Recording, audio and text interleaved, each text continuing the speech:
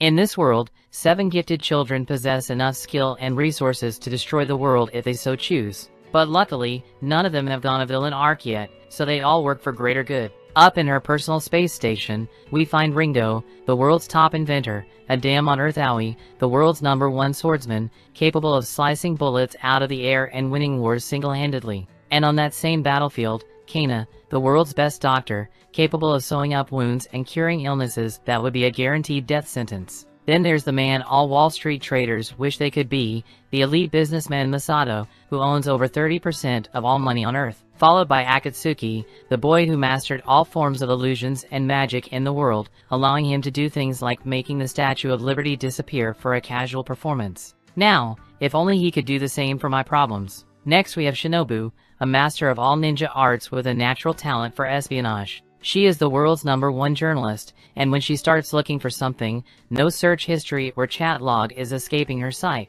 And finally, Mikagami Tsukasa, the world's greatest politician. And you know he has to be incredible at his job because he got elected as Prime Minister of Japan and runs the country even though he's not old enough to run a car. All 7 prodigies were on a private jet, one day heading to an important event. But in the next moment, Tsukasa opens his eyes to find himself in a bed with an elf girl watching over him. The elf is relieved that Tsukasa is finally awake, but she warns him not to move around too much because he's still badly hurt. Tsukasa tries to recall what happened, and that's when he remembers the plane crash and all the others that were with him. He desperately asks the elf girl if his friends are still alive, and thankfully she says everyone is alright, although the other 6 are still unconscious for now. Tsukasa is glad they all made it out alright, so he finally relaxes and introduces himself to the elf girl. She does the same and tells him that her name is Lyral, so Tsukasa thanks her for saving them. She tells him not to worry about it because she could never abandon people in need of help, and speaking of which, Tsukasa hasn't eaten since the day of the crash, so Lyral goes to bring him some stew and offers to help him eat. Tsukasa accepts her offer. When she tries to feed him, the meat just falls out of his mouth because he doesn't have the strength to chew. Lyral knows Tsukasa's condition will only get worse if he doesn't eat a proper meal, so she puts the meat in her mouth and chews it before feeding it to him mouth to mouth. Tsukasa is surprised by the sudden kiss, but this is the only way he can eat right now, and there's still a lot of food left to be chewed, so it looks like he has no choice but to keep kissing her. How unfortunate indeed. However, before Lyral could continue, they are interrupted by her friend Winona, who came to check in on their guests. After Tsukasa introduces himself to her, he expresses his gratitude to Winona and Lyral for taking such good care of him and says he will properly reward them once he gets back to Japan. But there's just one problem with that: neither Winona nor Lyral have ever heard of a country called Japan. Tsukasa is shocked and can't believe they'd never heard of Japan before because all of them have been communicating in Japanese this whole time. But Lyral and Winona still have no idea what he's talking about because the only language they know how to speak is Altan, the language of this country. Tsukasa is really confused now because he can tell that these two aren't lying to him, and the fact that Lyral is a real elf and Winona is a real beast girl, something strange must be going on. He gets out of bed and asks Lyral and Winona if they can take him to the site of the plane crash. The two of them have no idea what he's trying to accomplish, but they agree to lead him to the crash site. Along the way, they explain that 4 days ago, something that looked like a giant bird came falling out of the sky and caused a huge explosion when it hit the ground. So the entire village rushed over to see what happened and found Tsukasa and his friends nearby. Something still isn't adding up for Tsukasa, because after taking one look at the crash site, he knows none of them could have survived a plane crash as bad as this. And to further add to his suspicions, they see a dragon fly overhead, and that definitely wouldn't happen on Earth. So Tsukasa is sure that they must have been transported to another world. A month goes by and all of them have healed from their injuries, so a feast is held to celebrate their recovery. They all found it hard to believe when Tsukasa first told them that they had been transported to an alternate world, but after all the time, they've grown quite accustomed to life here. All except Akatsuki, because magic was his special thing, and now he's stuck in a world where everything is magical. Lyral asks them if the world they came from really doesn't have any magic or Buma in it, but Shinobu doesn't know what Buma means, so she asks for an explanation. Lyral explains that Buma are people who have animal features and strength to match their physique, while the 7 of them would classify as Huma. And while rare, it is possible for Huma to use magic. Tsukasa in the other situation reminds Winona of an old legend of the 7 heroes. Apparently they came from another world and saved this land from an evil dragon that had been terrorizing it. Winona's son, Elk, suddenly gets up and yells that there's no way these freeloaders are the 7 heroes. Winona tells Elk to stop being rude to their guests, but Elk is the village treasurer, and he says they don't have the money to be holding feasts like this for a bunch of strangers. He then storms off and Winona apologizes for Elk's behavior,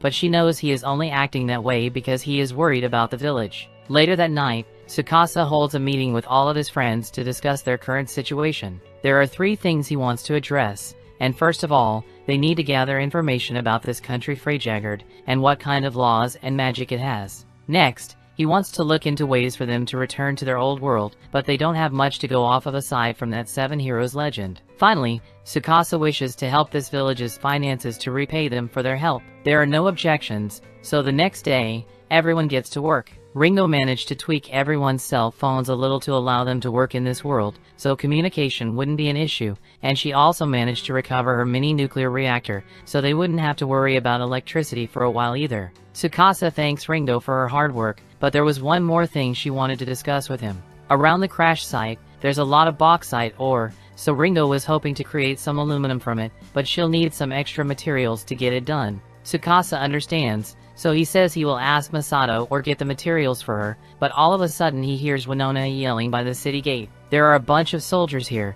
and they're trying to extort some food and money from the village. One of the Imperial Knights tells Winona that she should show gratitude for their protection, since if she gets on the bad side of the Knight Order, who knows what could happen to this village. So he says all he wants is a little hospitality in return as he starts reaching for Winona's chest. However, before the knight could grab Winona, Tsukasa steps in front of her and politely tells the soldier that he's a worthless loser and they don't want him in the village. The soldier is greatly offended that a random child would dare to oppose him, so he orders his men to draw their swords and teach him a lesson. However, all his men have already been knocked out by Aoi and Shinobu, so the captain is on his own now. Tsukasa asks him if he still wants to go through with this, and the captain doesn't know when to quit, so he tries to slash at Tsukasa with his sword. Unfortunately for him, Tsukasa is well trained in all sorts of martial arts, so he easily picks up the grown man in full armor and tosses him on his ass. He then takes his sword and threatens to kill him if he and his men don't leave the village right now. So if no other choice, the captain and his men flee. It's good that they save the village and all, but Masato asks if this was really the right course of action, because those soldiers are definitely going to tattle to the local lord, and that would cause a lot of trouble for this village. But Tsukasa tells him there's no need to worry because he already thought of that, and he has an insurance policy in place. As the soldiers are fleeing, the captain begins talking about how he will get his revenge on that village by reporting them to the feudal lord. But as soon as he says that, an explosion occurs and Akatsuki appears before them. He introduces himself as a great mage and tells the knights that he can't let them go now that he knows they still intend to harm the village, so he's going to have to do this to their heads. The knights are terrified, so they plead with Akatsuki to spare them and promise that they won't report any of this. After getting back to the village, Tsukasa holds a meeting with everyone, and in light of the recent events, he thinks they should do work around the village to help it out. He still fully intends to return to Earth, but for now they have no idea how they even got here, much less how to return, so Tsukasa says they should make the most of their current situation. Masato decides to accompany Elk on a trade trip, but when they get to the trading company, Masato is disgusted by how little the owner offers them. The man tells him that if he doesn't like the prices here at the Deutschland Trading Company, then he can go elsewhere, but it's not like there are any other trading companies to go to. Even so, Masato isn't going to let himself be scammed, so he turns around and leaves. But before they go, Jacquet reminds them that only businesses that receive a permit from the mayor are allowed to operate in this city, and it's practically impossible to get one. Elk asks him where he thinks he is going because they need to sell their products, and there's nowhere else to sell it in this town, but Masato has a simple rule he follows when making a deal. He will only go through with it if it helps him achieve his goals. But at the prices that guy was giving them, there's no way the village would have made it through the winter if they accepted. Elk understands that, but he says he doesn't think he has a choice in the matter. However, Masato tells him he doesn't have to let Jacquet take advantage of him like that, and if he is willing to let Masato handle the rest of this business trip, he can guarantee that they'll make a fortune and run Deutschland out of business by the end of the week. Masato wasn't joking when he said he could make a successful business by the end of the week, because that very same evening he managed to get a business permit from the mayor. Elk can't believe it and asks Masato how he managed to convince the mayor. However, Masato says it was actually pretty easy. All he did was have Shinobu spy on the mayor a little, and before long she found some dirt on him. The mayor has been receiving a ton of bribes from the Deutschland Trading Company to deny any other company that came to him for a permit. That's pretty illegal, so when they blackmailed him with all the information Shinobu got, he caved and gave Masato a trade permit. And now that he's got it, Masato tells Elk it's time for them to stock up. Elk doesn't understand what Masato is talking about since they just came here to sell their own goods, and they don't have enough money to buy stock for a trading company, but Masato tells him to just trust the process. Masato meets with a couple of the Buma who came to the city to sell their goods as well. He tells them that he recently got his hands on a trading permit, so he created the Trading Company, and starting tomorrow, they'll be open for business in the town center. He offers them a deal, and says they can sell their goods under his trading company's name in exchange for a percentage of their sales. Normally he would charge them 20%, but as a special deal he will only charge 10% if they help sell the items. However, the guys don't really understand all the percentage stuff Masato is talking about, so he breaks it down for them. A rug here costs about 450 copper, but if you try to sell it to the Deutschland Company with their sleazy pricing, the best you're going to get is 150. In contrast, Masato says the Buma could sell it for 400 with him, and he would sell it for 400 and he will only charge them 10%, meaning they earn a total of 360. That deal sounds great to the Buma, so they ask Masato if it's alright for them to tell their friends about this, and he tells them they can tell as many people as they want. That night, Shinobu beats Masato in his room, and since she's here, Masato assumes Deutschland must have made a move. Shinobu confirms this and tells him that starting tomorrow, Deutschland will wage war on the Trading Company, which sounds like bad news to Elk. But Masato tells him to calm down, because that just means Deutschland is going to start buying up stock and selling it in the city center for as low as possible with no regard for profit. They are basically trying to push the Trading Company out of the market, and Masato thinks their strategy is a pretty good idea, but it's too late for Deutschland to do anything now. He opens the window and shows Elk a group of people he has gathered, and with their help, he is going to destroy Deutschland once and for all. The next day, Jacque orders his men to go out and buy as many goods as they can, regardless of price, so they can push the Trading Company out of the market. But to his shock, his men tell him that no one is willing to sell to them. Jacque can't believe it, so he heads to the town center to see for himself, and sure enough, his stalls are completely empty while those of the companies are full. Just then, he is confronted by Masato along with all the people he hired, and Jacque recognizes them because they are the traveling merchants that he fired a while back. When Jacque initially struck a deal with the sea merchant, he immediately fired all the land rep merchants to save on labor costs, and then force anyone who wanted to sell to him to bring their goods in on their own. That's the kind of short-sighted thinking that leads to the downfall of companies, but it gave Masato a wonderful opportunity, so he hired all of them to work for him and signed a 3-year exclusivity contract. That means that no matter who Jacque goes to now, no one will sell a single item to him. Jacque is starting to panic, so he tries to convince the merchants that Masato is deceiving them, and that he will give them more than what Masato is paying them, but they are already aware of that. In fact, Masato personally told them that they would get more money if they decided to sell to Jacque. But they also know that Jacque is a slime ball, so even if he gives them a good price now, he will go back to his usual rip-off prices when the trade war ends. They don't trust him anymore, so they would never go back to working with him. Masato then walks up to Jacque and tells him that the most important thing in the business world isn't money, it's trust, and Jacque threw away all the trust he had when he ripped off his loyal patrons for a little extra money. Masato said he would crush the Deutschland Trading Company within a week, and he is on the verge of doing exactly that. But Masato doesn't think it's such a good idea to let Deutschland go bankrupt because he doesn't want to run a monopoly.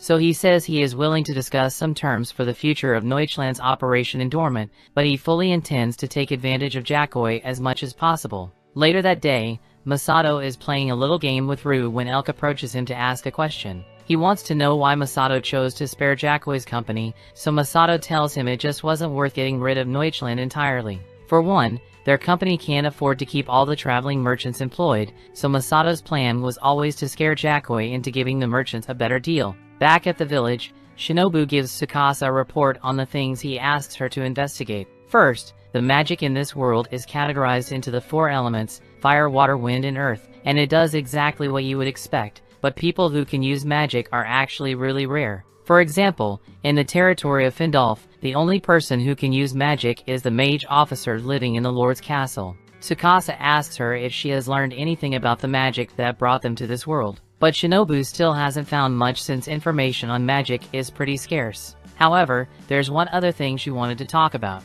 It looks like it won't have much luck following the legend of the 7 heroes. When Shinobu was looking into the heroes, she discovered a religion called the Seven Light Faith that was related to the heroes, but it was destroyed over 500 years ago by the Freyjagard Empire, along with all other religions that existed at the time. This was done so the Freyjagard Empire could have total control over all the people, so there are almost no traces of religion left in the empire. Even so, Tsukasa says it might be their only lead on finding a way back to Earth, so they have to keep looking, even if it means searching every inch of the continent. However, Shinobu tells him that searching the continent is going to be difficult because the region they're in requires them to get a travel permit from Marcus Findolf to leave, and Findolf is a major jackass, so dealing with him is going to be difficult. Just then, Akatsuki comes running up and informs everyone that a group of villagers went out hunting earlier today, but they ran into something called the Chief of the Forest, and they're in big trouble now. Tsukasa, Aoi, and Kana immediately rush out into the forest to offer their assistance,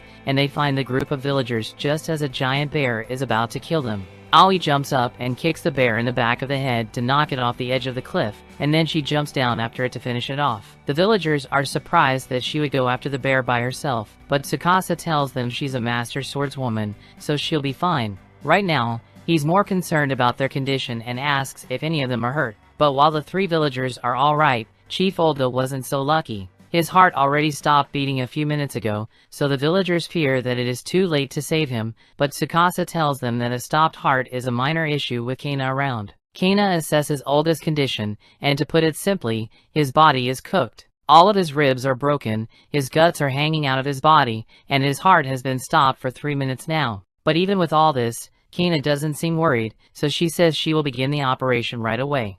Meanwhile, at the bottom of the cliff, Aoi is still clashing with the bear, and one swift strike, she's able to cut its head off cleanly. And at the same time, Kana begins cutting into Olga to fix him up. No idea where she got all the equipment, but she manages to seal up all his wounds in a matter of minutes, and now the only thing left to do is restart Olga's heart. But she doesn't have a defibrillator, so she manually grabs Olga's heart and starts squeezing it until blood starts circulating again. After that, Kana closes Olga up and tells everyone that he should wake up in 2 to 3 days. Things seem to have gone well here, but while back at the village, more trouble is brewing. A group of knights pull up led by the chief knight, Enzagi, and he immediately orders his men to arrest everyone in the village. He heard about all the money they made from the Elm Trading Company and says he is charging everyone in this village with treason and accuses them of earning money illegally. But after Masato informs him that they earned that money perfectly legally and he has all the proof necessary, Enzagi just says, "Nah, you all are poor, so how dare you think you can make a decent living for yourselves while I'm around."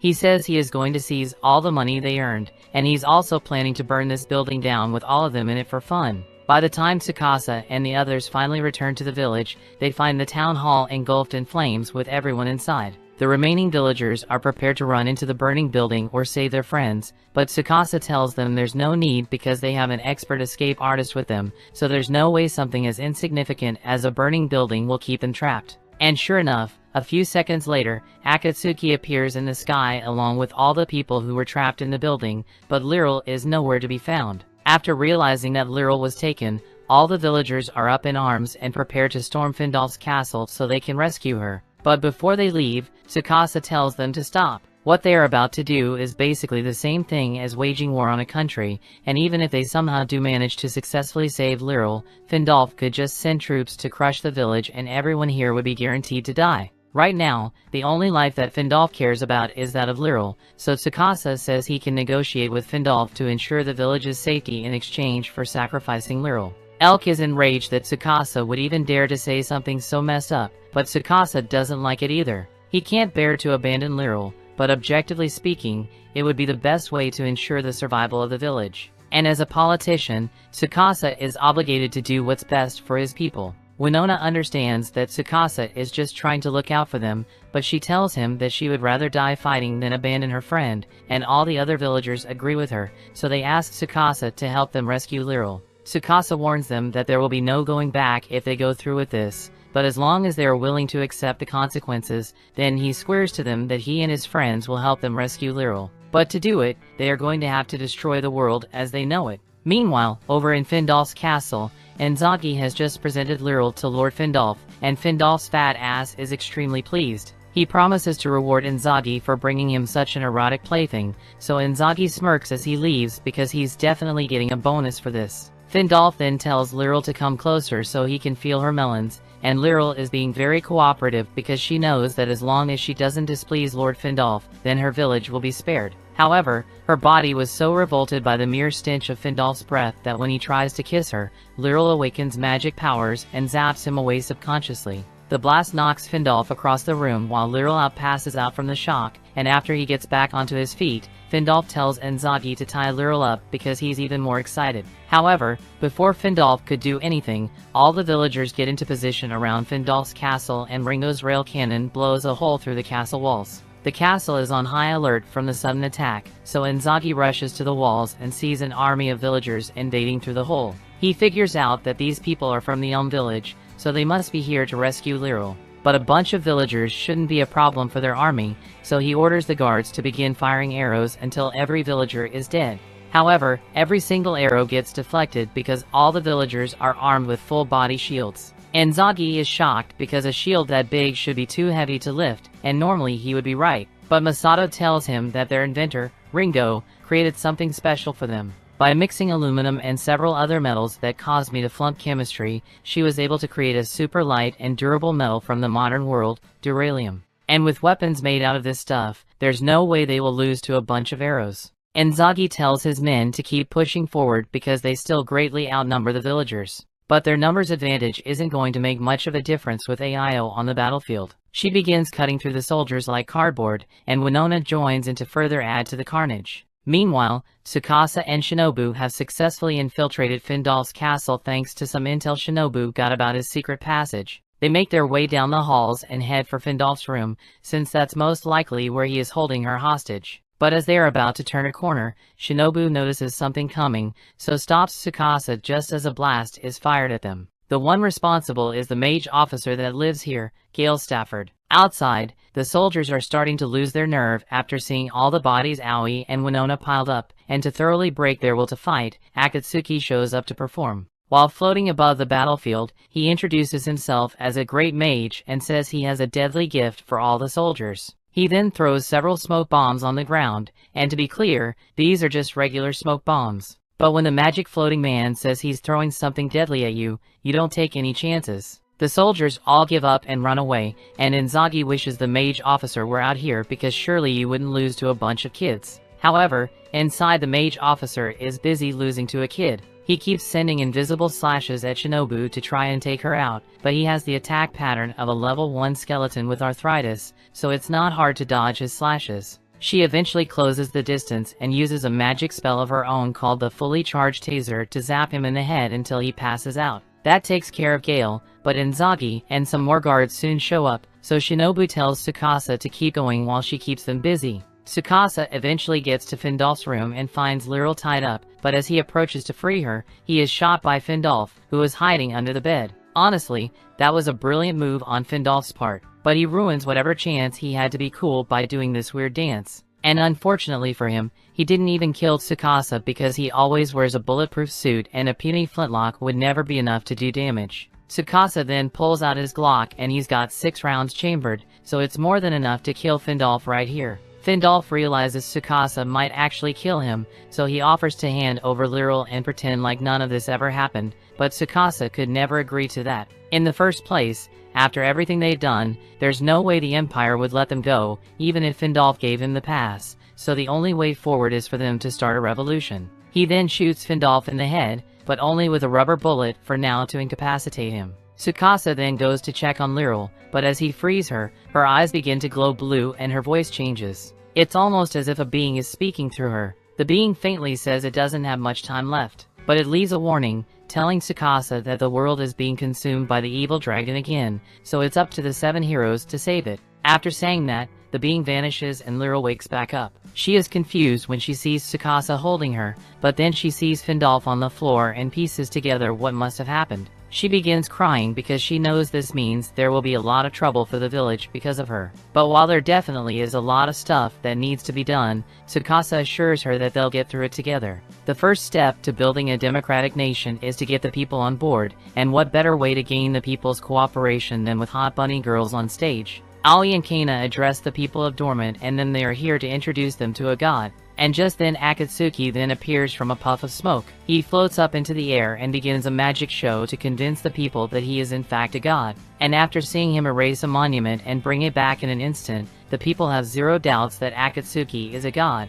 Everything is going as Tsukasa planned. He knew the best way to convince people to join them would be to create a religion that they could have faith in. And since they are calling themselves the Seven Light Faith, they may eventually be contacted by someone who knows something about the real Seven Lights Faith. While the others are busy with their holy campaign, Elk and Shinobu are out on a mission to gather information on Buckwald. Elk doesn't understand why they had to come all the way out here in the snow, but Shinobu will go to great lengths to get her information, so he's got no choice but to go along with it. Meanwhile, back in Dormant, the public now completely supports the Seven Light Faith, so the nobles of Dormant are starting to get worried. One even considers fleeing the city altogether, but as he turns to his maid to tell her to get his things ready, he is shocked to find that his maid is actually Tsukasa. Heiser is put on edge by Tsukasa's sudden appearance, but Tsukasa tells him he just came here to talk because he had a feeling that the nobles would misunderstand their intentions. They haven't come here to persecute the nobles or throw the city into chaos. In fact, he wishes to cooperate with the nobles since he still needs them to do their jobs.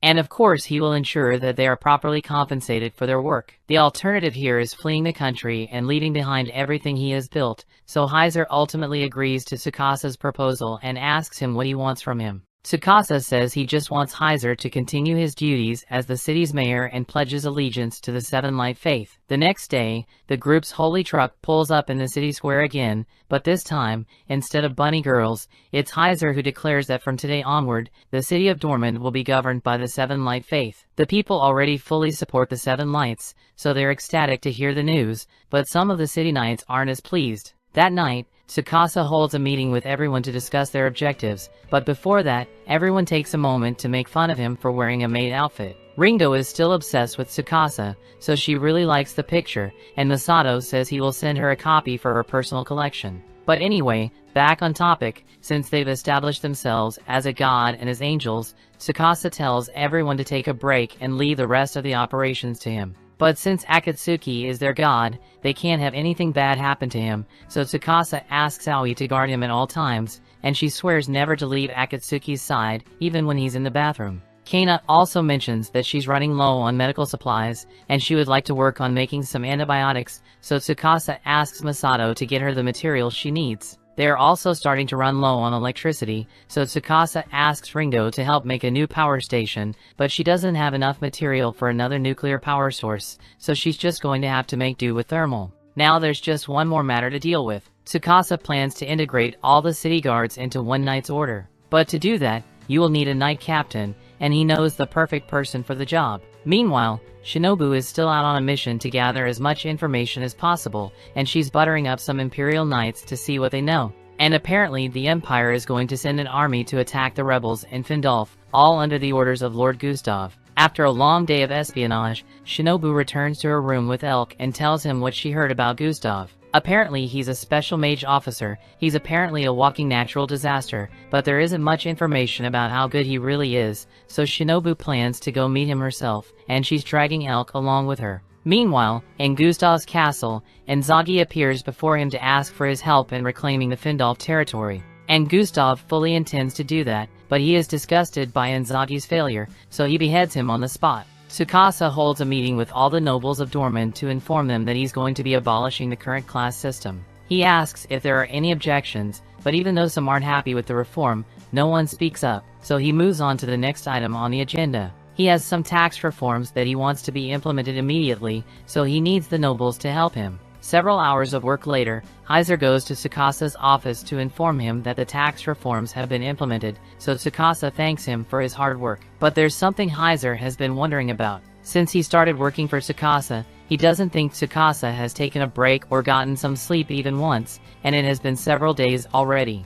Back at the village, the chief is finally back on his feet and Winona is glad her father is okay. But Kana reminds him that he can't go overexerting himself, otherwise she'll have to put him back to sleep. Just then, Kana hears a door open and sees Rue on the floor, barely conscious and reciting math like her life depends on it. Rue goes back to normal after they get her some food and water, but Kana asks what she was doing that made her so exhausted. Rue explains that Masato was giving her a math test, so she's trying her hardest to memorize the multiplication table. Winona and the chief understand why Rue is struggling so much since they aren't very good at math either, but they assure Rue that even if she can't do math, she can still be just like them. But Rue decides studying might not be so bad after all. Elsewhere, Tsukasa and Masato head over to the new thermal power plant Ringo is building to see how things are going, and it's pretty much done, so Ringo's AI says they'll be starting up tomorrow. That takes care of their power situation, so Ringo says she's going to start working on her next project. Masato asks what next project Ringo is talking about,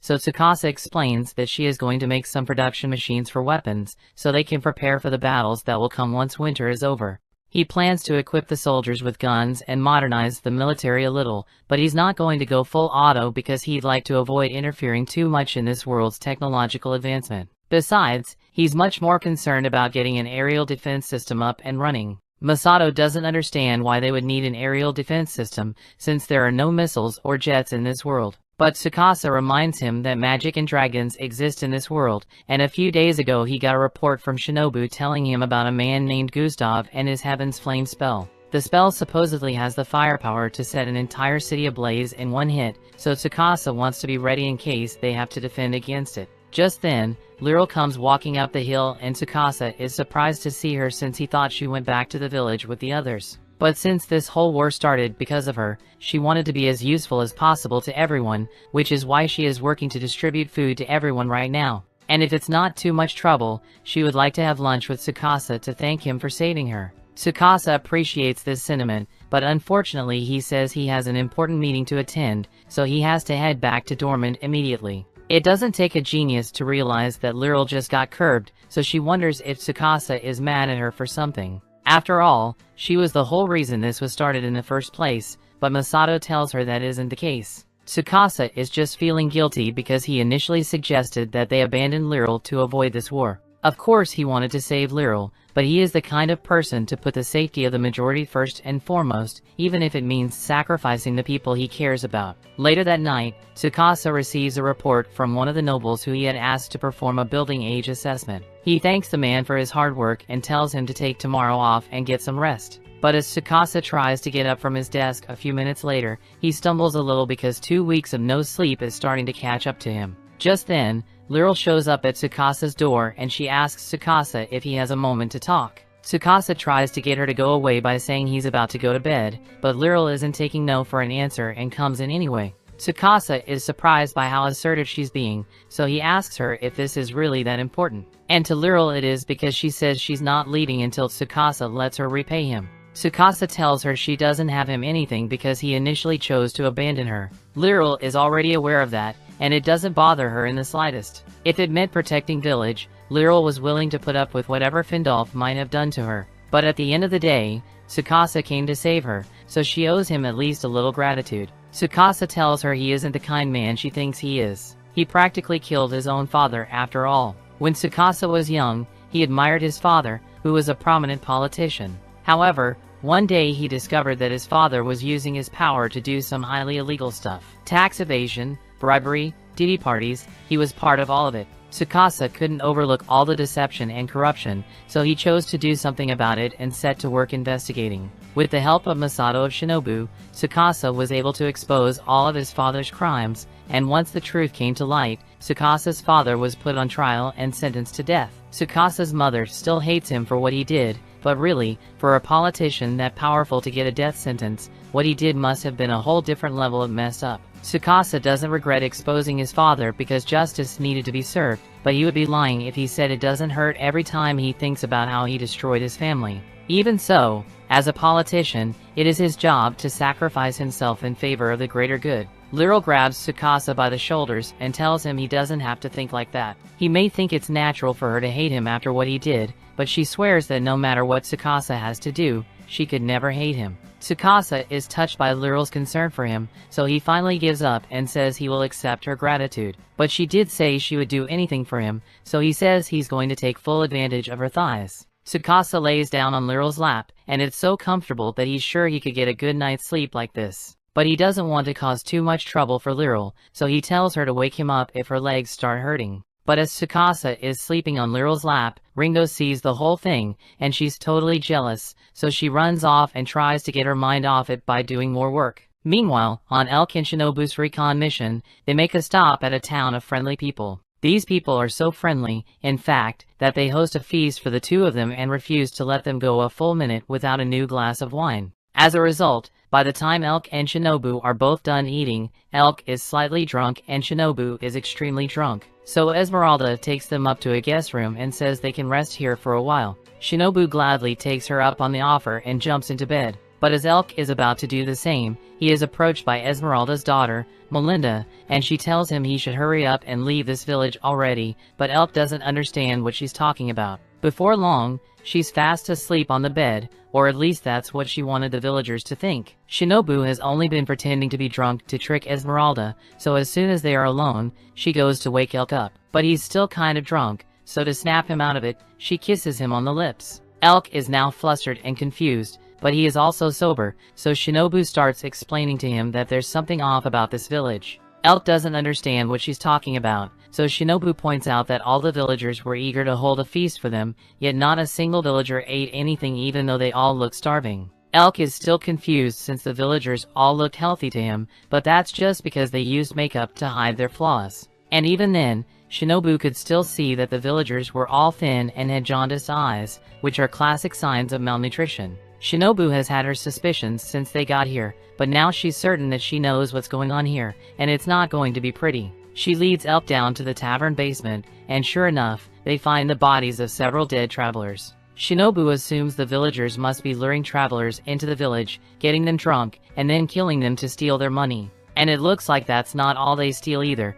since there's a table in the corner with a chunk of human flesh still on it. Elk is sickened to realize that the villagers kill and eat unsuspecting travelers like this, but just as he and Shinobu start thinking of their next plan of action, they hear a huge commotion outside. All the villagers are in a rush because the Imperial Knight's order is here to conduct an inspection under the command of the Silver Knight Jean. All the villagers line up outside and are instructed to perform a rehearsed greeting. But just as they were about to leave, a knight stopped Esmeralda and Melinda because he saw a spot of dirt in Melinda's clothes, and under the law of Oslo El Gustav, all residents of his territory must remain clean and beautiful at all times. Jean tells Esmeralda that Melinda has broken the law, and as such she must receive punishment, so the knight grabs her and starts beating up the little girl with joy. Esmeralda pleads with Jean to spare Melinda, or at least allow Esmeralda to take the punishment for Melinda. But Jean just coldly reminds her that there's also a law that states all villagers must smile at all times to show gratitude for being allowed to live on the Emperor's land. So the knight orders Esmeralda to smile as she watches her screaming little girl be beaten within an inch of her life. Elk and Shinobu see all this unfold, and Elk can't stand it, so he wants to go save them, but Shinobu reminds him that those people were literally planning to murder and eat them. Elk knows that, but Melinda tried to warn them to leave the village, and he just can't stand by and allow such cruelty towards a child. Shinobu doesn't like it either, so she agrees that they need to do something, but she tells Elk to let her handle this on her own. Down on the street, the knight continues to beat Melinda even after she's gone unconscious, so Shinobu calls out to them to get the knights to focus their attention on her. Jean notices the shuriken in Shinobu's hand and assumes Shinobu must be one of the ninjas from the Yamato clan in the north. Jean is completely wrong,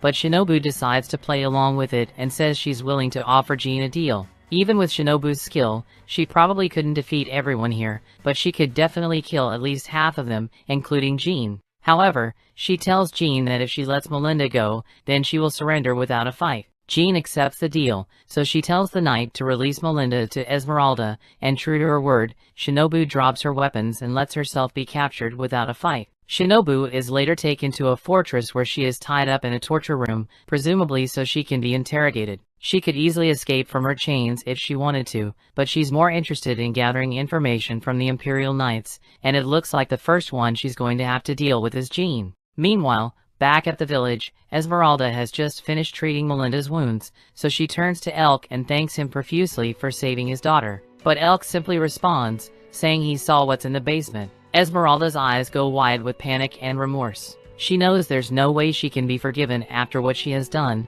but she had no choice because this is the only way they could survive. Their village was once a decently prosperous farming village, but when Gustav took over as lord, things took a turn for the worse. Gustav immediately issued a beautification decree, ordering that every road building and person must look beautiful at all times, or there would be severe consequences. The cost of all the renovations left the villagers penniless, and since they would be punished for even the slightest bit of dirt on their clothes, they were no longer allowed to work on the farms to grow their food. They were practically doomed to starve to death, so the only way they could continue living was to steal from travelers and eat them. She thought everything would be fine as long as her family stayed together, but now that it has come to this, she would rather just be dead. Elk tells her that he is disgusted with her actions, however, and he can't let these people continue to suffer like this. Meanwhile, on Shinobu's end, she's a little confused because instead of trying to torture her, Jean actually freed Shinobu and gave her back all her stuff. She tells Shinobu that she is a member of the Azure Brigade, and they are planning to overthrow Gustav because of how poorly he is running this region,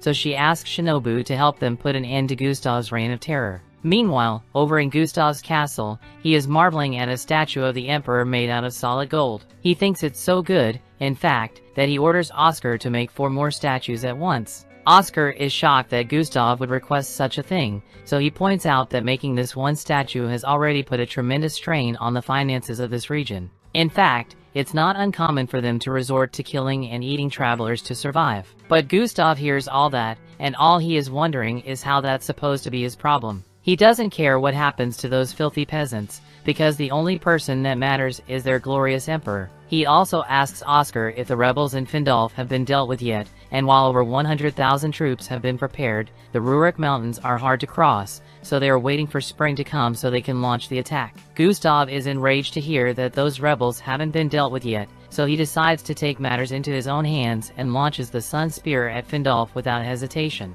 Over in Findolf's, the aerial defense unit that Ringo made picks up the incoming Sun Spear, so she tries to intercept it with her missiles. But the spear literally dodges the missile and lands right in the middle of town. As the spear hits the ground, a giant fire visage of Gustav appears in the middle of the town and starts burning everything to the ground. Both the nobles and the people begin to panic, but Akatsuki manages to calm them down and assures everyone that the Seven Lights Faith will handle this. Tsukasa already came up with defensive procedures in case something like this happened, so the first priority is to get all the citizens evacuated to safety, after which the group heads out to deal with the problem. Tsukasa had the roads widened a few weeks earlier because of the possibility of this situation, and thanks to that, the fire seems to have stopped spreading, so they are about ready to start trying to put it out. But unfortunately, Gustav still has control over the Sun Spear, so once he realizes that his flames aren't spreading anymore, he releases tons of fire spirits into the city, causing as much mayhem as possible. As soon as one of the fire spirits touches a person, that person is engulfed in flames, and if they don't do something quick, then all the citizens might end up being turned to ash. The source of the spell is coming this spear, so destroying it should put a stop to the flames, but that's a lot easier said than done. When they first tried to destroy the spear, even Ringo's missiles couldn't do any damage to it. So what chance would they have now? Evidently their chances are pretty good because the Sun Spear works by having several fire spirits bound to it. And while it's in the air, those fire spirits protect and propel the spear. However, now that the spear is on the ground and Gustav has released the fire spirits to attack the citizens, they should in theory be able to destroy the spear of the missile. The only problem is that the Inferno is too hot for the heat-seeking guidance system to work, so they won't be able to guarantee a direct hit. If the guidance system isn't going to work, Aoi offers to aim the missile herself, and when she says that, she means she intends to run alongside the missile and physically guide it to its target. If anyone else had said that, Tsukasa would have called them insane, but if it's Aoi, she might actually be able to pull it off, so they get everything ready and Aoi starts running alongside the missile. It gotta be a different type of special to casually run as fast as a rocket, but it's not going to be that easy for her to get the missile to the spear, since there are still a lot of flame spirits blocking the path. Aoi has to act quickly if she wants to avoid those spirits, so she digs her heels into the ground and proceeds to drift the missile. She eventually makes it to the spear, and once she has a clear line of sight, she lets go of the missile so it can hit its target. However, Gustav's visage sees the missile coming, so it stretches out his arms to stop it from destroying the spear. However, at the last second, Aoi uses one of her sword techniques to create a miniature tornado which destroys Gustav's flame arms. As clear as the path for the missile to strike, so the Sun Spear is destroyed and the city is saved from the fiery inferno. Meanwhile, back in Gustav's castle, Gustav has just lost his arms as backlash from the Sun Spear being blown out. But this man is fueled by pure rage and loyalty to the Empire, so he spawns new arms for himself out of fire, just so he can continue the fight to exterminate the pests that dare to defy the Emperor. The next morning, Tsukasa has a phone call with Shinobu to tell her about what happened. Shinobu can't believe that Gustav was crazy enough to fire the Sun Spear on impulse like that, but thanks to the efforts of everyone here, they were able to limit the damage to 1/3 of the city. Although Tsukasa is still worried because if Gustav ever decides to fire more than one Sun Spear at once, then there's no way they could survive it. Shinobu tells Tsukasa that he doesn't need to worry about that since Gustav has to spend a ton of time binding fire spirits to that Sun Spear, so he won't be able to use it for a while. But after an incident like this, the Empire is definitely going to make a move soon, which is why Tsukasa puts Zest in charge of training the first modern gunfiring squad. Gustav orders Oscar to get the troops ready to destroy that filthy city at once, but Oscar reminds him that he already entrusted the troops to Arklyde and Buckwald, and they are still waiting for winter to pass so they can cross the mountains.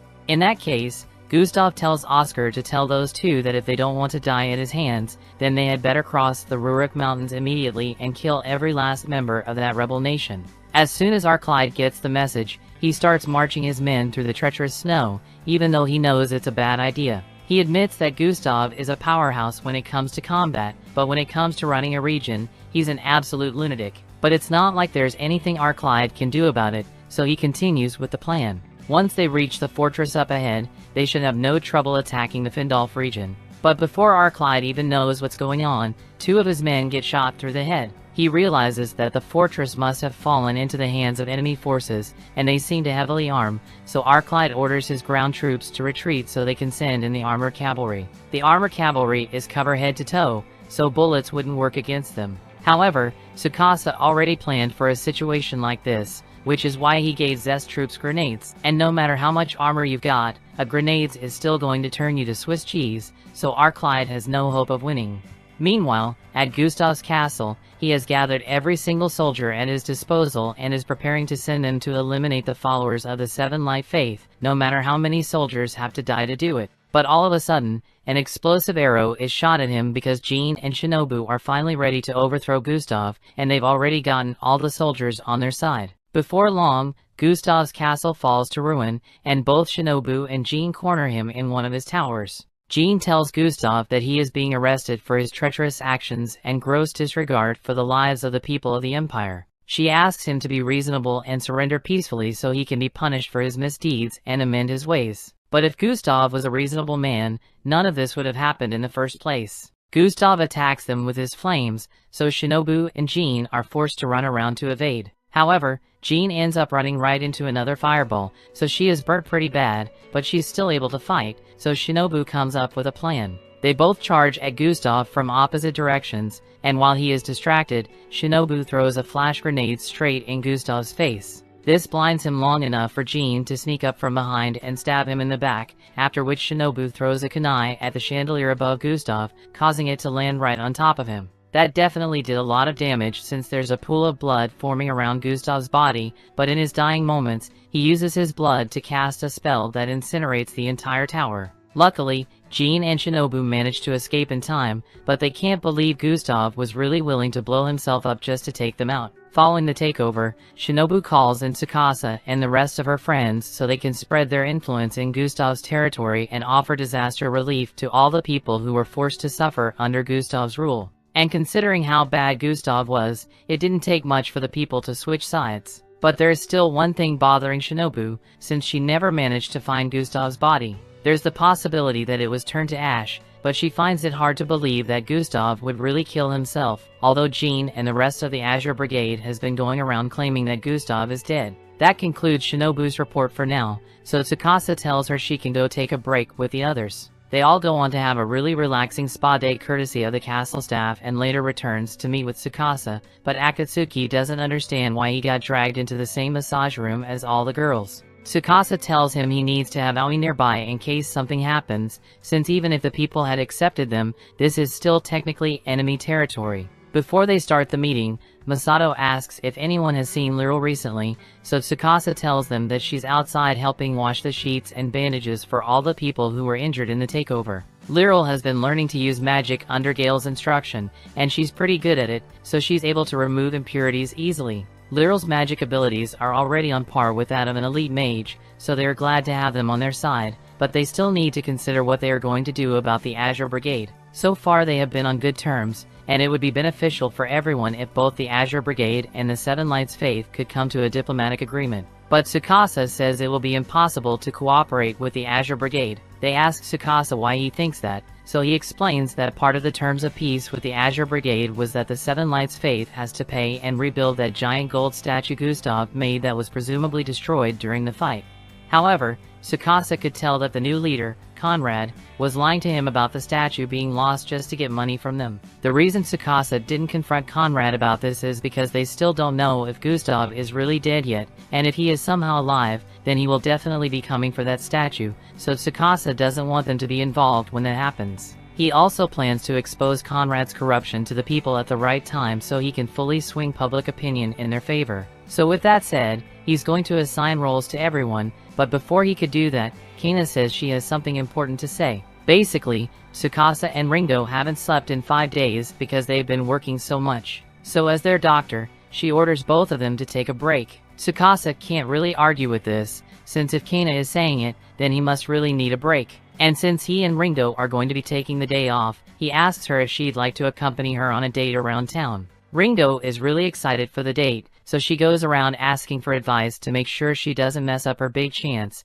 and later that day she meets Tsukasa in town. Their date goes on as any normal date would, but Ringo's attempt to get Tsukasa to fall for her fails miserably, and she ends up getting so flustered that she passes out. A few hours later, Ringo wakes up lying on Tsukasa's lap and the day is practically over, so she missed her chance to have a romantic date with Tsukasa, but she's more than ready to try again some other day. Just then, Tsukasa tells her he has something important he needs her to do for him, because with the way their revolution is progressing, it may need to go nuclear soon. A few days later, Conrad meets with his superior, General Nero of the Imperial Army. He is nervous because he thinks Nero will be mad about him overthrowing Gustav, but Nero doesn't seem to mind. He acknowledges that Gustav was a terrible leader, so he even commends Conrad for doing what needed to be done to save Emperor Lindworm's people. But something he can't condone is the Seven Lights Faith. He refuses to let people who preach equality live in the Empire, so he orders Conrad to eliminate them, and to make sure he succeeds,